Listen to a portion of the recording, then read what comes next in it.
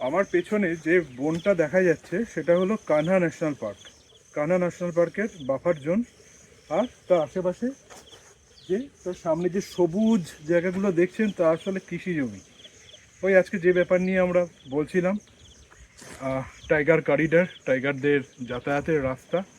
তো তো এবং এই যে কানহা এবং কানহার সাথে সাথে মধ্য ভারতে, বিশেষত মধ্যপ্রদেশে যে বাকি টাইগার রিজার্ভগুলো রয়েছে, যেমন পেঞ্চ, বান্ধবগড়, সাতপুরা, পান্না, সঞ্জয় ডুবরি, এই প্রত্যেকটি টাইগার রিজার্ভই ভারতের বাঘ সংরক্ষণের জন্য খুবই গুরুত্বপূর্ণ। কারণ ভারতের বেশিরভাগ বাঘ মধ্যপ্রদেশে রয়েছে এবং এই টাইগার রিজার্ভগুলোর ম্যানেজমেন্ট এতটাই ভারতের অন্যান্য রাজ্যগুলোর তুলনায় সঠিকভাবে পরিচালনা হয়ে থাকে যে এখান থেকেই যে গবেষণালব্ধ তথ্য আমরা পাই তা অন্য ক্ষেত্রে ব্যবহার করার জন্য আমরা ভেবে থাকি।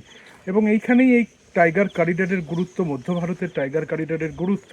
কেননা টাইগার করিডর এমন একটা জায়গা যেটা কিন্তু অ্যাকচুয়ালি যে সংরক্ষিত বনাঞ্চল বা টাইগার রিজার্ভ বা ন্যাশনাল পার্ক সেইগুলোর বাইরে। বাইরে সেটা কীরকম হতে পারে? বাইরে সেটা কি শুধুমাত্র একটি টাইগার রিজার্ভ থেকে বা একটি অরণ্য থেকে আরেকটি অরণ্যের মধ্যে সংযোগ রক্ষাকারী বনভূমি, নাকি তা হতে পারে অন্য রকমের ল্যান্ডস্কেপ বা অন্য রকমের জমি?